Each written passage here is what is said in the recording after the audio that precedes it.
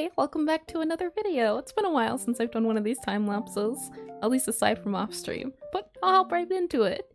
Here, I'm trying a new technique where I blob everything in with a silhouette. A little different. I usually try to do either a sketch or something, but here I wanted to do a quick pixel art drawing without any anti-aliasing or without anything else. I wanted to try drawing a silhouette, adding the colors and adding a little bit of detail and seeing how far I could get. The total time lapse of this was 1 hour and 30 minutes. So I'd call it a victory. Usually it takes me about 4 to 6 hours. The character or the posing of choice you'll see on here on screen was a figure drawing. This is the main character of my upcoming game called Necrotype Cafe, link in the description. But this character is a necromancer and a chef, so she casts spells to make her food. I wanted a dress, a waitress outfit. Now, she's from a very esteemed necromancer family, so I wanted a Gothic Lolita. Maybe that's the best way to describe her outfit. I'll also have a outfit reference somewhere up here so you can see it. This was a pretty tricky pose. It's a over the shoulder looking pose. I thought maybe have the arm out, but nah. I tried to go all in. I'm trying to keep in mind shapes and design with the silhouette. If silhouette looks nice, it's probably gonna look nice in the end. So I add a cup to serve. It was gonna be a beer cup, but it ended up being a different thing. And then I added a cupcake on top to call it a day, as her favorite type of food is sweets, and that's what you start off making, sweets. And then I added her signature ponytails, but I ended up changing the size at least, as I didn't like the way the silhouette ended up looking. I extend it, I copy it, just to keep a backup in case I need to change a few things, and those dots you see up there were supposed to be bubbles from the brew. I add in, as I have a sprite sheet of her, so I kind of just go back and forth with taking colors from the sprite sheet and adding them on here, and then realize, nope, this hair is not gonna work. After that, I realize gotta start adding some details. So I start with the face as at least for me, face is the most important part. So if the face is too big, then I need to make the body bigger. If the face is too small, I need to make the body smaller. So depending on how the face ends up looking, there we go. Depending on how the face ends up looking, I'll change the rest of the body to fit in. And I kind of gave myself a bit of a hard time as her face is from the side and slanted. So it's a little bit hard to figure out the right positioning, but I think it came out. I tried adding shading didn't work. I'm kind of just moving pixels up and down. I think another reason it was really difficult is the way I want her eyes to be. They're very sad. She's got a very sad puppy dog look. Usually goths either have a really mean face or really not emotive face, but I wanted her to look sad. As sad as that sounds. I really take a lot of inspiration from Blue Diamond from Steven Universe. Again, reference will be somewhere up there. So I wanted a very downturned eye shape, like that, you can see. But I wanted to be cutesy, so I added some blush and a bit of a nose to can add that flair of just sweetness. And I try to add a smiler, and I keep going back to the smile as it didn't turn out well. While her eyes look sad, I wanted her mouth to be happy. And you can see as well, whenever I add a few pixels, I realize, wow, that changes a lot. And it even kind of added a double chin to her when I made the face bigger. There we go. She has some cute little elf ears, so I added those in, and you can see as well, just any additional pixels I add make the face bigger. It even kind of looks like a scream face as well, and it was weird to look at, but it's interesting. I always enjoy it.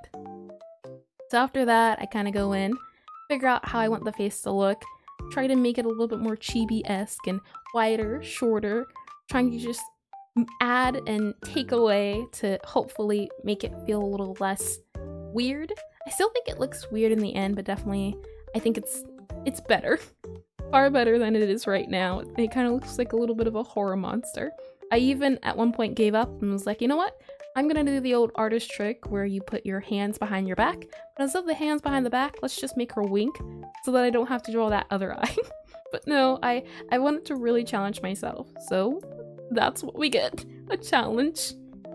After that, I move on to her sleeves, her shoulder, her clothing. Now, clothing is definitely one of my Achilles heel, and it's another reason why I wanted to draw this in such a short amount of time, to both challenge myself and not think too hard about it and focus on making it really hard.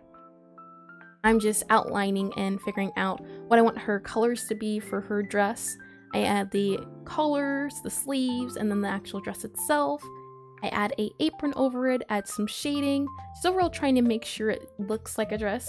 I think if I went back to this artwork, I'd probably make that part a little bit brighter. The idea was that you wouldn't focus your eyes much on the lower part of the dress.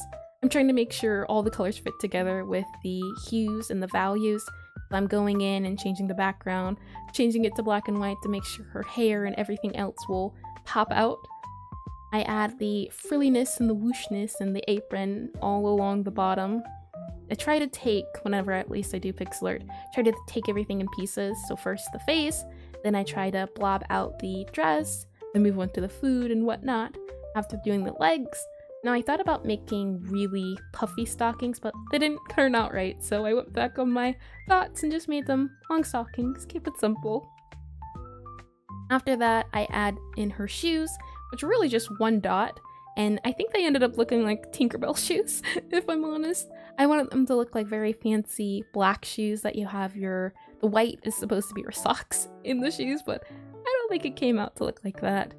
I try to make the apron look like it's an apron, as I didn't think it looked like an apron, at least initially. I'm just trying to make sure it looks floofy without being too floofy. I'm going in behind and now adding in the backhand and the mug. Now, one thing I've learned, at least while studying pixel art and looking at what other people do, is that if anything's in shade or it's in the back, don't add any detail.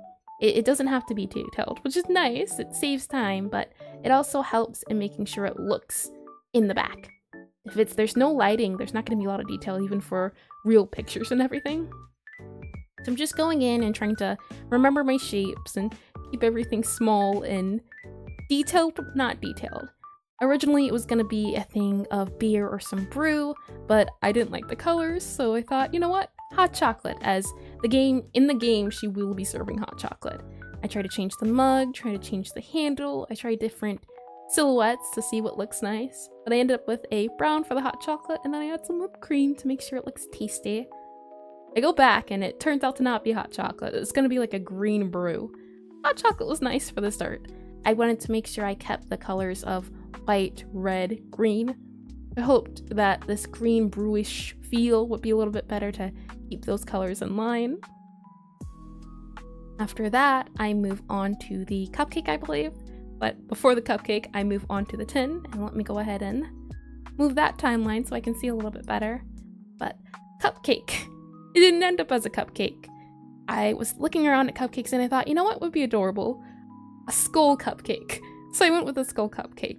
Initially, it was a really big skull, but I wanted to keep it small, keep it cute, and keep it simple, as usually the smaller and chibi-y things are, cuter it is. And I wanted it to be cute and small. You can see it's huge, but I shrink it down, keep it small, to try to make sure that it looks cute. And I add some red, after I add the shading, I add some red frosting to further add to it looking like a food. I think next time I might do something like what would it be? Snow White, poison apple. That could be fun. A little gimmick that she might serve at her cafe is just poison white, poison apple, poison white, poison apple. Snow White, poison apple, there we go. But it's actually poisoned, but you can still eat it. It doesn't give you that bad effects. After that, I move on to her signature hair. She has some really big hairpins, and not only is clothing my Achilles heel, hair is my Achilles heel. So that's another thing I wanted to touch on when I was doing this artwork.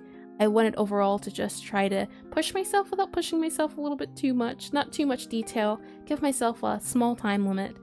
Here, I realized the face kind of looks off, so I'm just making the face smaller, adding some more just overall reconstruction. It's not too much, thankfully.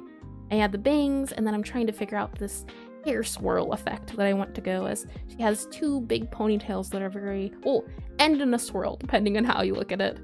I didn't want it to be, but I wanted it to be dynamic. That's what I'm doing here. There's the swirl. It's the dynamic. How would you say that? Dynamism? Yes. I thought maybe covering up some of her face might help with the hair. It didn't, so I went back on it, and I realized that top ponytail kind